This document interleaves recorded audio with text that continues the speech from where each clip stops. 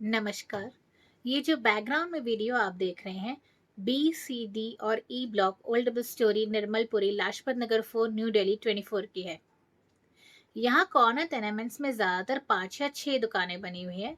Video के and में screen पर आप इन कॉर्नर टेनेमेंट्स की फोटोग्राफ भी देखेंगे, जिसमें 5 या 6 शटर गेट्स आपको क्लियरली दिखाई देंगे। जैसा कि आप जानते हैं, मैंने अपनी कई वीडियोस में इसी ओल्ड डबल स्टोरी एरिया के बारे में बताया है। यहीं पर corner and non corner residents के बीच में कई डिस्प्यूट्स हुए हैं। इन डिस्प्यूट्स का मेन रीजन था कि corner tenement residents as per government policy adjoining common lavatory block पर अपना किचन, बाथरूम और डब्ल्यूसी कंस्ट्रक्ट करवा के उसे एक्सक्लूसिवली यूज करना चाहते थे। Earlier, this common lavatory block consisting of 2 bathrooms and 2 lavatories was used by 4 tenement holders living in one room. As per government policy, non-corner tenement holders were given additional land measuring 188 square feet at the back side to construct their own kitchen, bathroom and WC.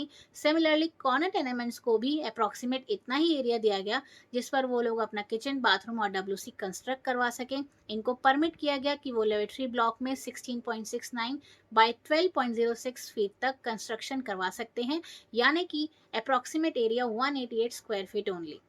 Corner tenements के लिए एक condition ये भी थी कि उनको original लेवेटरी block का जो कंस्ट्रक्शन कॉस्ट था वो भी देना होगा और बैक साइड कॉमन कोर्टयार्ड में अपने राइट्स फॉरफिट करने होंगे।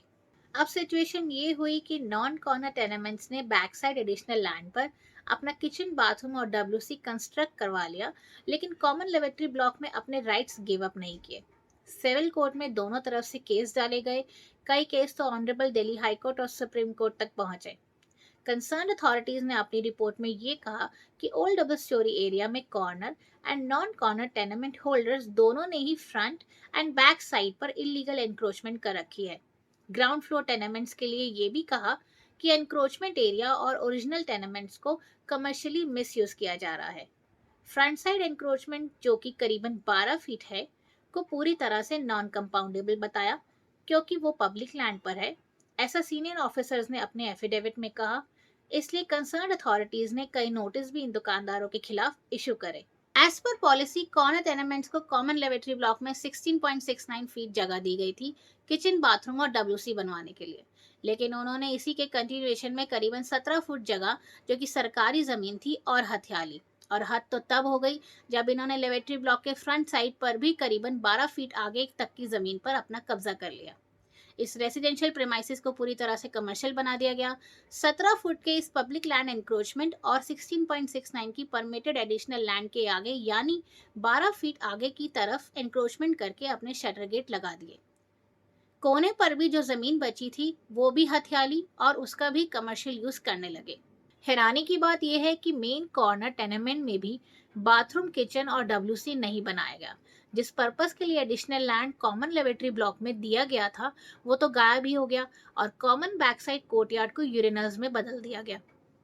कॉर्नर टेनेमेंट्स का प्लिंथ एरिया और ज्यादा बढ़ाने के लिए सपोर्टिंग वॉल्स और पिलर्स तक हटा दिए गए और पब्लिक लैंड पर बनी इन दुकानों को लाखों रुपए के किराए पर चढ़ा दिया गया या इसी सरकारी जमीन को लाखों करोड़ों में बेच दिया गया।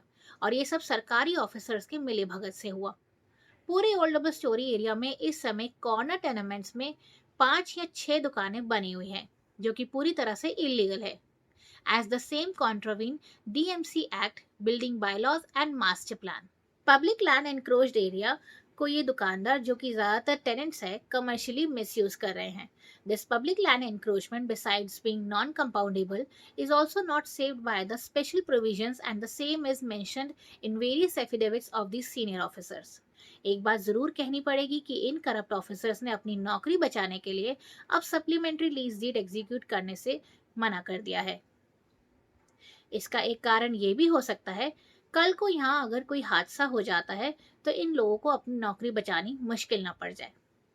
हमारे आदरणीय सुप्रीम कोर्ट और दिल्ली हाई कोर्ट के बार बार ऑर्डर करने पर भी इन करप्ट ऑफिसर्स ने पब्लिक लैंड एनक्रोचमेंट को नहीं हटाया, बल्कि दुकानदारों से मिसयूज चार्जेस कलेक्ट करके उसे और बढ़ावा दिया।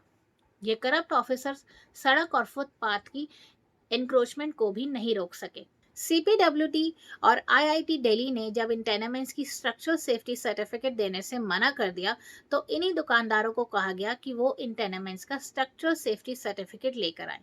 यानी रिश्वतखोरी का एक और नया तरीका बनाया गया और उसका दायरा भी बढ़ाया गया।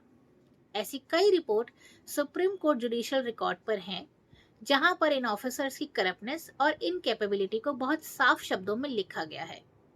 इन करप्ट ऑफिसर्स ने दुकानदारों की रिप्रेजेंटेटिव्स के साथ मिलकर रिश्वतखोरी तो कर ली, लेकिन अपनी नौकरी बचाने के लिए ओल्ड डबल स्टोरी को रीडेवलप करने के भी प्रोजेक्ट बना दिया, जिसमें इन दुकानदारों की रिप्रेजेंटेटिव्स का पूरा पूरा हाथ है। शॉकिंगली, यहाँ के रेसिडेंट्स का किसी तरह का कोई रिप्रेजेंटेशन इन मीटिंग्स में नहीं था, जो कि बहुत हैरान कर देने वाली बात है। अब सवाल ये है कि लाखों लोगों की जिंदगी क्या इन करप्ट ऑफिसर्स और इस इलीगल मार्केट के रिप्रेजेंटेटिव्स के हाथ में छोड़ा जा सकता है, जो कि खुद यहाँ पर टेनेंट्स हैं? इन रिप्रेजेंटेटिव्स ने जब अपने ही दुकानदारों को बेवकूफ बना दिया, तो क्या ये रेसिडेंट्स का कुछ भला कर सकते हैं? ये सवाल अब आपके सामने है।